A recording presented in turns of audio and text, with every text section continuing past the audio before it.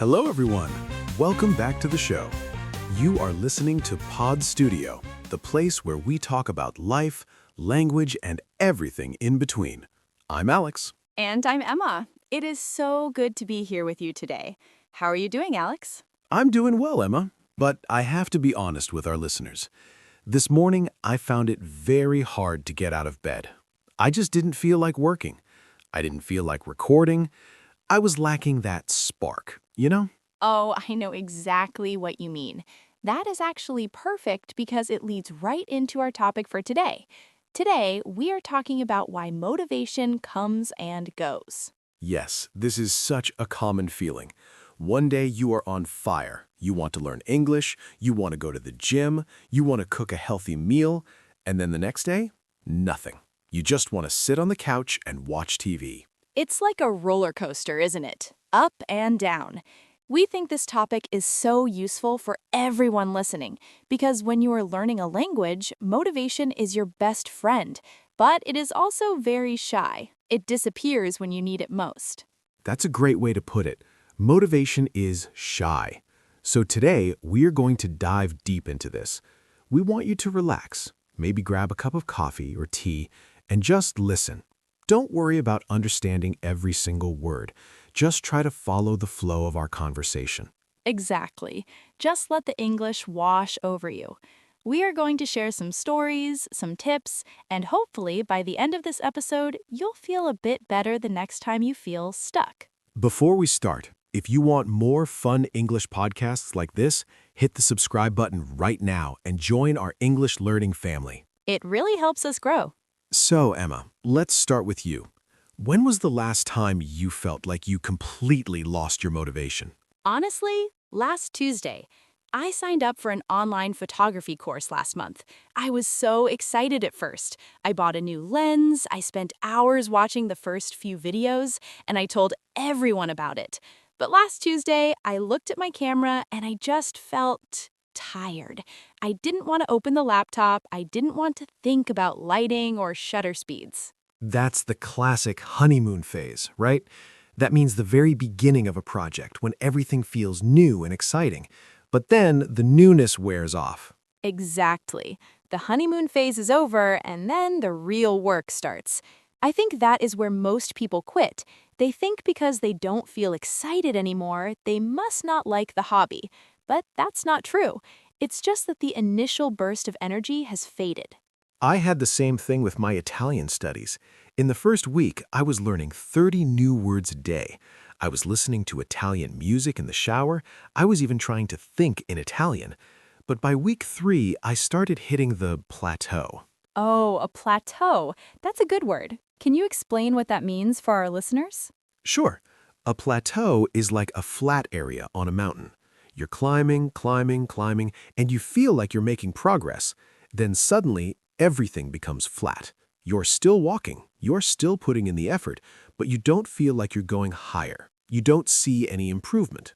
That is the most dangerous time for motivation, when you are working hard but you don't see results immediately. It feels like you're running in place. Yes, and when you feel like you're running in place, your brain starts to ask, why am I doing this? Is it worth it? And if you don't have a good answer, you stop. I think another reason motivation goes away is because we set goals that are way too big. I do this all the time. I tell myself I am going to work out for 1 hour every single day. Wow, every day, Emma? That's a lot. It's too much. By day 4, I'm exhausted. My body hurts, and I hate the gym. When we make the goal too big, it becomes a chore. It means it feels like a job you don't want to do, like washing the dishes or taking out the trash. I like that word, chore. Language learning should never feel like a chore, but sometimes it does. If you tell yourself you have to study grammar for 2 hours, your brain is going to fight you. It's going to look for any excuse to do something else. So how do we fix that? How do we stop things from becoming chores? Well, I've started using the 5-minute rule. Have you heard of that? I think so, but tell me how you use it. Basically, when I really don't want to do something, like studying Italian or cleaning the kitchen, I tell myself I will only do it for 5 minutes, just 5. After 5 minutes, I'm allowed to stop. That's smart, because the hardest part is usually just getting started. Exactly. Once I start, I usually realize it's not that bad. Often I end up staying for 20 or 30 minutes, but the deal I make with myself is that I only have to do 5 minutes. It takes the pressure off. Taking the pressure off is so important. I think we are often too hard on ourselves. We have this image of a perfect student or a perfect worker who is motivated 100% of the time, but that person doesn't exist. No, they definitely don't. Even the most successful people in the world have days where they want to stay in bed and eat pizza. The difference is usually in their habits rather than their motivation. Let's talk about that. Habits versus motivation. To me, motivation is a feeling. It's like the wind. Sometimes it blows strongly and pushes your boat forward. Other times, the air is completely still. And habits are the oars of the boat. Even if there is no wind, you can still move if you have your oars and you know how to use them. I love that image. So, habit is something you do automatically, without thinking, like brushing your teeth. You don't need motivation to brush your teeth, right? You just do it because it's part of your morning. Right. You don't wake up and think, am I inspired to brush my teeth today? Do I feel the passion for dental hygiene? No, you just walk to the bathroom and do it. If we can make English, or any goal, part of that routine, we don't need to wait for the feeling of motivation. For example, I have a habit now where I listen to a podcast while I make my breakfast. I don't decide to do it every day, it just happens. That's the key, because motivation is unreliable. Unreliable means you cannot trust it. It might be there today, but it might be gone tomorrow. You can't build a house on something that disappears. It's also interesting how our physical state affects our motivation. I noticed that if I don't sleep well the next day, my motivation is zero. Everything feels 10 times harder. Oh, absolutely. Sleep, food, and even light. In the winter, when it's dark and gray outside, I feel much less motivated than in the summer. It's a real biological thing. It's called burnout sometimes too, if you push too hard for too long. People often say, I'm burnt out. That means they have used all their energy and they have nothing left. It's like a candle that has burned all its wax. We see that a lot in language learners. They study for 6 hours a day for a week, and then they don't touch a book for 3 months because they are burnt out. It's much better to do 15 minutes every day than 6 hours once a week. It's about consistency. That's a big word, but it just means doing the same thing regularly. Being consistent is the secret sauce to success. Secret sauce. I like that expression. It means the special ingredient that makes something work. So if consistency is the secret sauce, how do we stay consistent when we feel bored? Boredom is a huge motivation killer. Boredom is a sign that you need to mix things up. Mix things up. Does that mean to change your routine? Yes, exactly. If you always study with the textbook and you are starting to feel bored, stop using the textbook for a week. Watch a movie in English instead, or find a game you can play, or try to cook a recipe using instructions in English. Change the how so you don't lose the why. That's a great point. The why is so important. Why are you doing this in the first place? Sometimes we forget our why. My why for photography was to capture memories of my family, but I got so caught up in the technical stuff, the lenses, the settings, the software, that I forgot I just wanted to take nice pictures of my kids. I think for many of our listeners, their why for learning English is connection. They want to talk to people from other cultures, or they want a better job to support their family. When you remember the why, the how becomes a bit easier. Let's talk about willpower. People often say, I just don't have enough willpower. They think it's a personality trait, like, Alex has a lot of willpower, but I am lazy. But willpower is like a battery. It's not infinite. You use your willpower all day long. You use it to stay focused at work, to not get angry in traffic, to choose a salad instead of a burger. By the time you get home at 7 p.m., your willpower battery is at 5%. And then you try to study English. No wonder it feels impossible. Your battery is empty. Exactly. So one trick is to do the things that require the most willpower early in the day. If English is important to you, maybe try to do just 10 minutes in the morning before the rest of the world starts asking for your energy. I've started doing that with my reading. I read for 10 minutes as soon as I wake up. If I wait until the evening, I will just scroll on my phone because I'm too tired to concentrate. Scrolling on the phone, that is the ultimate motivation thief. It really is. You think you are relaxing, but actually, you're just draining your brain. When I spend an hour on social media, I don't feel rested. I feel drained. Drained, that's another good one. It means completely empty of energy, like a sink when all the water has gone down the pipe. So, instead of scrolling, maybe we should look for low-energy ways to keep our motivation alive. On days when I'm drained, I don't try to study grammar. I just put on some music in English and lie down. I'm still connecting with the language, but it doesn't require any willpower. That's a very kind way to treat yourself.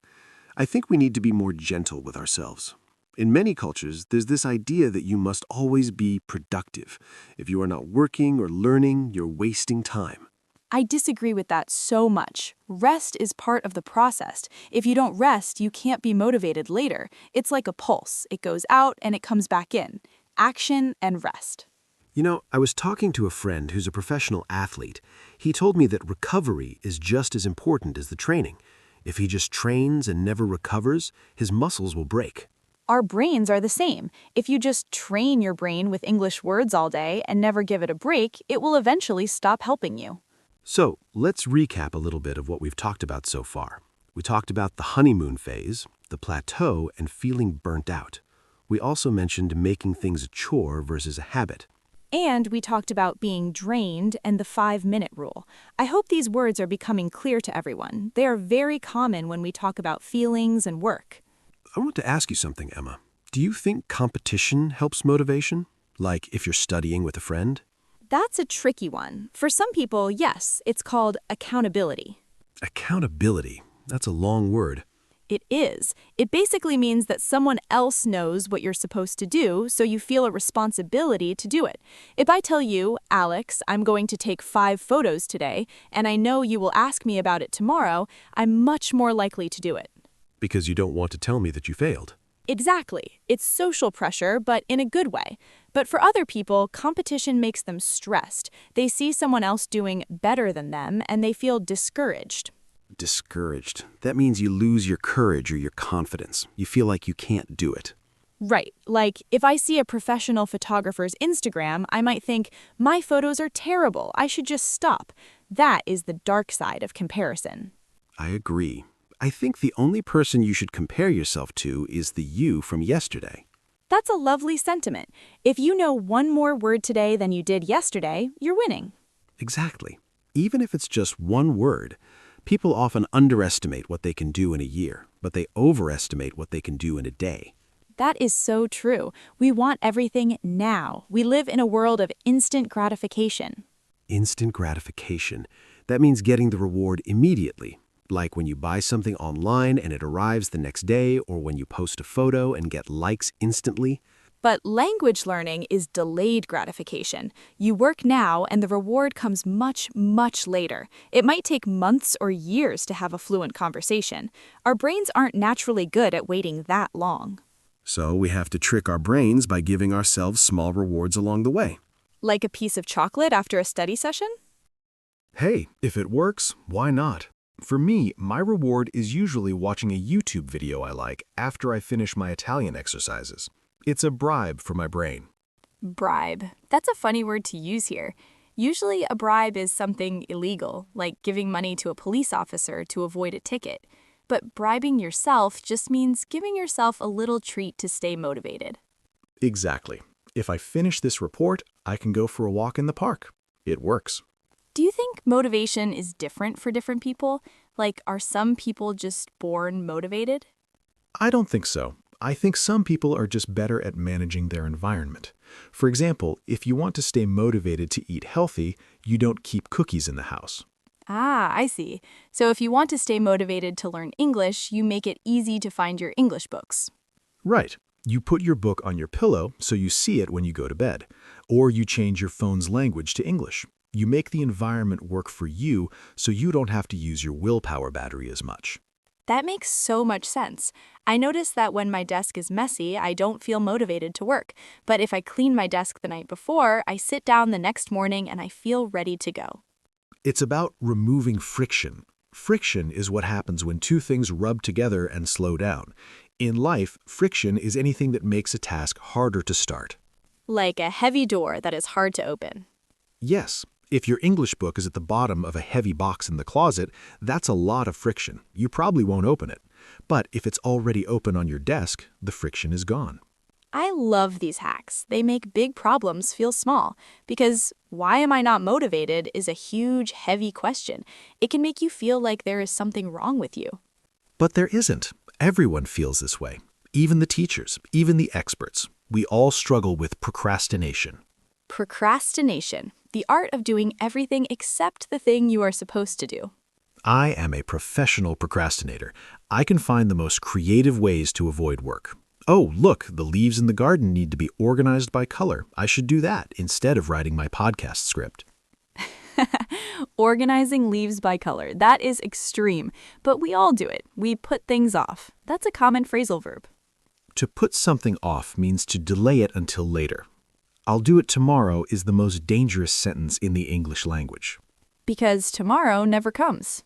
Exactly. So, when you feel yourself putting things off, that is the moment to use the 5-minute rule we talked about earlier. Just do 5 minutes today. I also think it helps to talk about it. When I tell my friends I'm really struggling to stay motivated with my photography, they often say, "Me too. I'm struggling with my cooking class." It makes me feel less alone. That's why we're having this conversation today on Pod Studio. We want our listeners to know that if they haven't studied English in 3 days, it's okay. You haven't failed. You were just a human being. You are just in a valley. If life is a series of mountains and valleys, you are just in the low part right now. The next mountain is coming. And you don't need to run up the mountain. You can just take one small step. I think another thing that kills motivation is perfectionism. Oh yes, the perfectionism trap. Explain that to us, Alex. Well, it's when you think that if you can't do something perfectly, you shouldn't do it at all. For an English learner, it's the fear of making a mistake. You think, if I don't use the present perfect correctly, I shouldn't speak. And then, because you are afraid of making mistakes, speaking becomes stressful. And because it's stressful, you lose your motivation to do it. It's a circle, a vicious circle. A vicious circle is a problem that causes another problem, which makes the first problem even worse. So to break the vicious circle, you have to accept that mistakes are okay. In fact, mistakes are good. They mean you're practicing. Exactly. I always tell people, be a messy learner. Don't worry about being clean and perfect. Just get the words out. Messy learner. I like that. It sounds fun. It's like finger painting when you were a kid. You didn't care if the paint got on your shirt. You were just having fun with the colors. Learning a language should be like finger painting. It's a way to express yourself, not a test you have to pass every day. You know, Alex, talking about this actually makes me feel more motivated to go back to my photography course. Really? Why is that? Because I realized that my lack of motivation wasn't a sign I'm bad at photography. It was just a sign that I was tired and I was putting too much pressure on myself. That is so important. Often, the guilt of not being motivated is what keeps us stuck. We feel bad that we aren't working, and that bad feeling makes us want to avoid the work even more. Yes, the guilt is like a heavy backpack. It's hard to climb the mountain when you are carrying a backpack full of "I should have worked harder" and "I'm so lazy." So let's drop the backpack. Let's just start fresh. Start fresh. That means to start over as if it's the first day. Forget about the days you missed. Forget about the mistakes you made last week. Today is a new day. I love that. Today is a new day. It's a bit of a cliché, but it's true. A cliché, that means a phrase that is used so often that it's a bit boring, right? Yes, exactly. But some clichés are popular because they're useful. So for our listeners who are feeling a bit down about their English progress, what would be your one piece of advice for them today? My advice would be, do one tiny thing, not a big thing. Don't try to learn 50 words, just listen to one song, or write one sentence in your journal. Just one. I agree. My advice would be kind to yourself. If you are tired, rest. If you are bored, change your method. But don't give up just because the feeling of motivation is gone. The feeling will come back. It always does. It's like the tide of the ocean. It goes out, but it always comes back in. That's a beautiful way to end our main discussion, Alex. I feel much more relaxed now. Me too. It's funny how talking about not being motivated can actually be quite motivating.